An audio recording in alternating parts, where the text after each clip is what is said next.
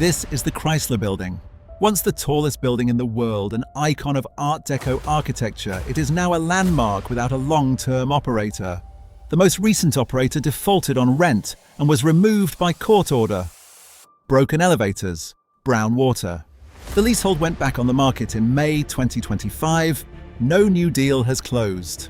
How does a building once valued at hundreds of millions of dollars become an asset so few dare to take on? How does every repair plan make the financial equation harder? What kind of contract can trap renovation, conversion, and resale in the same dead end? And who is being asked to answer for any of this when so many major decisions were signed with other people's money? To understand what is killing the Chrysler Building, it helps to understand what created it. If you get out a little farther. Oh, do you see that woman down there? They'll get hit with an automobile. In 1928, New York City was locked in one of the most intense construction races in architectural history. Walter Chrysler, the automotive tycoon who built his fortune selling cars, wanted something more permanent. He wanted his name carved into the sky. Not in advertising, not on a sign, in a building. So he hired architect William Van Allen and gave him one clear assignment: build the tallest building in the world. Van Allen had a rival.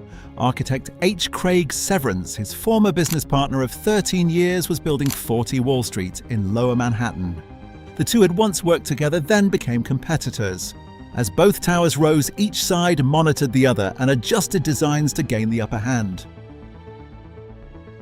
By late 1929, Severance was pushing 40 Wall Street toward 927 feet and believed he had nearly won. But Van Allen had one final move ready. Inside the building's fire shaft, his team had secretly assembled a 185-foot steel spire completely hidden from outside view. The spire was hoisted through the building's core and locked into position in approximately 90 minutes. The Chrysler Building reached 1,046 feet, becoming the first skyscraper to pass the 1,000-foot mark. The building opened on May 27, 1930. The building was declared dedicated to world commerce and industry by the New York City Landmarks Preservation Commission, the city agency that oversees historic designations, when it received landmark status in 1978.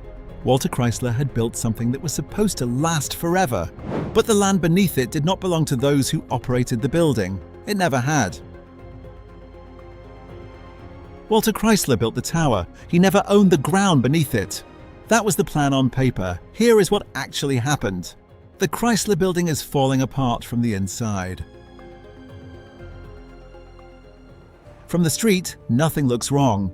The facade is intact. The lobby still draws visitors with cameras. Walk past the front doors and the picture changes. Some tenants have reported brown water running from faucets on multiple floors. Several elevator banks have been taken out of service at various points. In a building this size, slow or unavailable elevators are not a minor inconvenience. They are a daily operational problem that premium tenants will not tolerate. Court documents filed during the eviction proceedings confirm complaints about mice in common areas and sections of the lobby ceiling held in place with tape. The building received a full systems overhaul in 2010 and 2011, cutting energy consumption by 21% and earning a LEED Gold certification from the US. Green Building Council in 2012 recertified at Gold level in 2023. Since then, each ownership group has faced the same equation. Staying competitive requires large capital, but generating that capital requires the building to produce strong cash flow first. The reason is not complicated, it comes down to one number. Then the budget numbers came in. The ground lease that broke the building. The Chrysler Building sits on land belonging to the Cooper Union for the Advancement of Science and Art, a private college of engineering, architecture and art founded in 1859 in Manhattan. The land has been held by Cooper Union since 1902, more than 2 decades before the Chrysler Building existed. For many years the arrangement was manageable. The annual ground rent held at $7.75 million through 2017. That figure had stayed relatively stable for decades, low enough that ownership groups could generate a reasonable return on office leases while covering the cost. The building was not cheap to run, but the numbers worked. Then the lease terms took effect. In 2006, Cooper Union and the building's then-operator, Tishman Speyer Properties, one of New York's largest commercial landlords, agreed to a lease modification that fixed the rent schedule through 2047. The new terms were straightforward, $32.5 million per year, starting in 2018, rising to $41 million from 2028 and $55 million from 2038. At the time, the deal seemed workable. By 2018, it was not. To cover $32.5 million in annual ground rent and still turn a profit, the building needed to be filled with high-paying tenants. But the Chrysler Building was no longer competitive. Smaller windows, lower ceilings, structural columns breaking up the floor plans. There is no dedicated loading dock for deliveries. The heating and cooling systems date from an era before modern climate control standards. These are not cosmetic problems. They are the reason a tenant choosing between this building and a newer tower will pay more for the newer one. While One Vanderbilt, a modern glass office tower developed by SL Green Realty, a major Manhattan commercial landlord, commanded around $217 per square foot, the Chrysler Building was achieving approximately $77, according to CoStar, a commercial real estate data firm. A full renovation required capital, capital required revenue, revenue required tenants. It was a classic real estate death spiral. Then it gets worse. In 2019, RFR Holding, a New York real estate firm led by developer A.B. Rosen together with Signa Group, an Austrian real estate conglomerate, purchased the leasehold of the Chrysler Building for approximately $150 million. A leasehold is the right to operate a building on land owned by someone else in exchange for paying ground rent to the landowner. That price told the whole story. In 2008, the Abu Dhabi Investment Council, the sovereign wealth fund of the Abu Dhabi government, had paid $800 million for a 90% ownership stake in the same building under a separate transaction. RFR was not acquiring that same stake.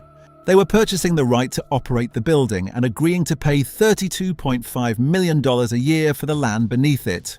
Within a short time, RFR was already seeking to renegotiate.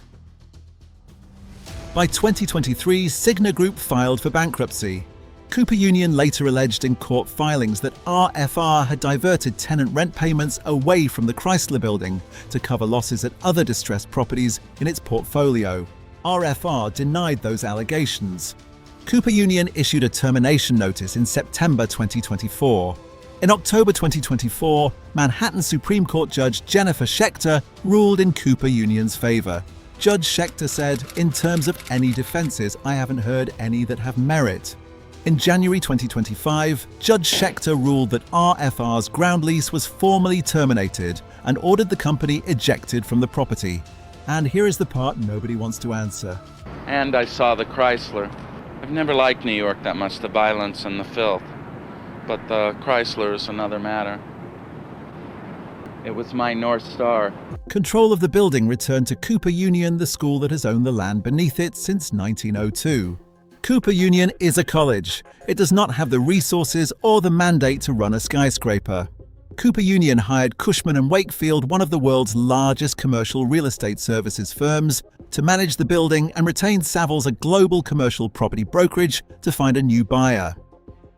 Whoever acquires the Chrysler Building leasehold today is not just buying a building. They are buying a rent bill that climbs every decade. $41 million by 2028. $55 million by 2038.